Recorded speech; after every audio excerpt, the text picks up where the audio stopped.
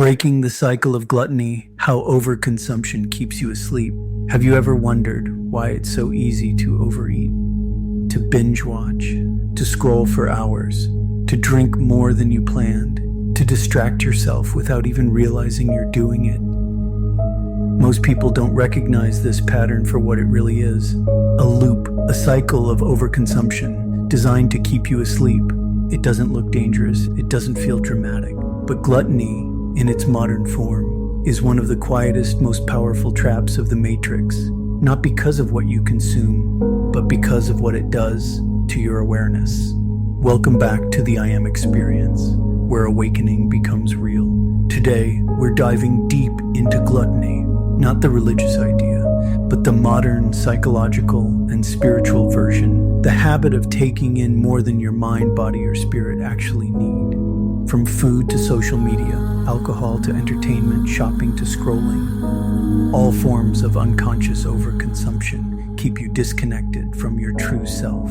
Let's break it down. When people hear the word gluttony, they think of food, but gluttony is so much more than eating too much. Gluttony is consuming beyond your needs, seeking comfort through excess, numbing emotions with external stimulation, a constant reach for more without ever feeling full. It shows up as binge eating, binge drinking, binge scrolling, binge shopping, binge entertainment, binge anything that disconnects you from the present moment. Gluttony isn't about hunger, it's about escape. It's not about desire, it's about distraction. It's not about pleasure, it's about avoidance.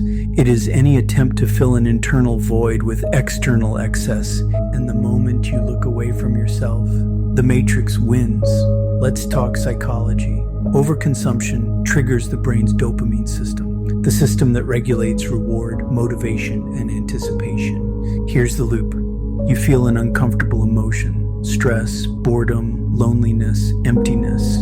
You reach for something quick, food, phone, alcohol, sugar, stimulation. You get a dopamine hit, a brief moment of relief.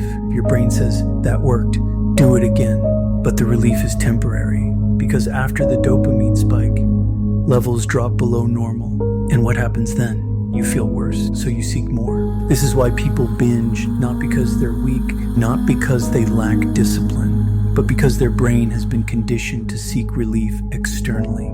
Psychologically, gluttony becomes a loop of urge, escape, relief, guilt, emptiness, urge, repeat.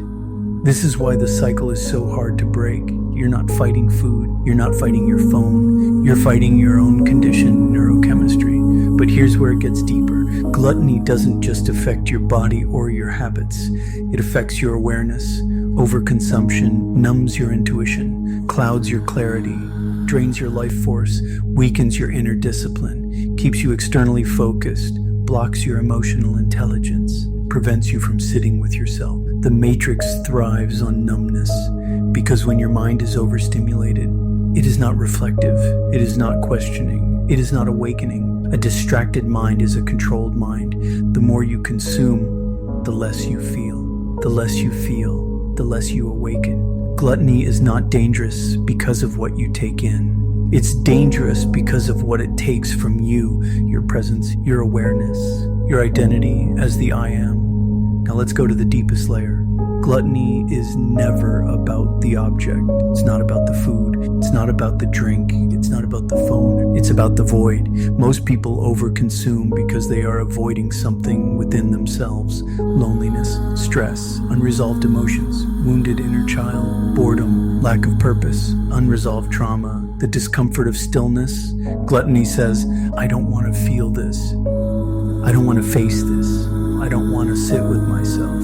But the truth is this, the void cannot be filled from the outside. It can only be healed from the inside. Every time you try to fill it with consumption, you deepen the wound, and the loop continues. So how do you break free? Not through restriction, not through force, not through shame. You break free by bringing awareness into the loop. 1. Pause before consuming. Before you reach for food, your phone, or your drink, pause. Ask, what am I actually feeling right now?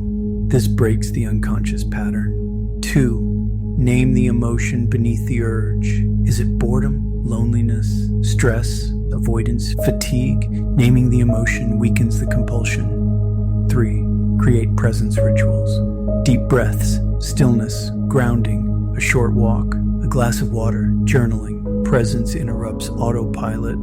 4. Replace consumption with connection. Connection to your breath, your body, your emotions, your creativity, your purpose. Overconsumption is a sign you're disconnected from yourself. Reconnection dissolves the urge. 5. Break the cycle with small intentional acts. Don't overhaul your whole life. Change one habit, one pattern, one choice. Small shifts create massive transformation. Here's the most important truth. You are not your cravings.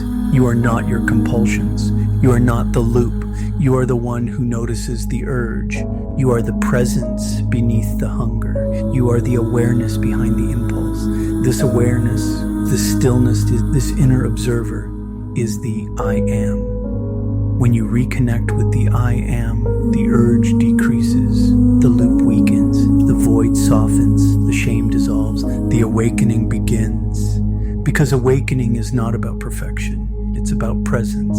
You break the cycle the moment you remember who you truly are. If this message reached you today, tell me in the comments. What form of overconsumption are you ready to release? And if you want more videos on awakening, identity, psychology, and transformation, make sure to subscribe and continue the journey with me. And remember, you are not the craving. You are not the loop. You are not the void. You are the awareness. You are the presence. You are the I am. See you in the next experience.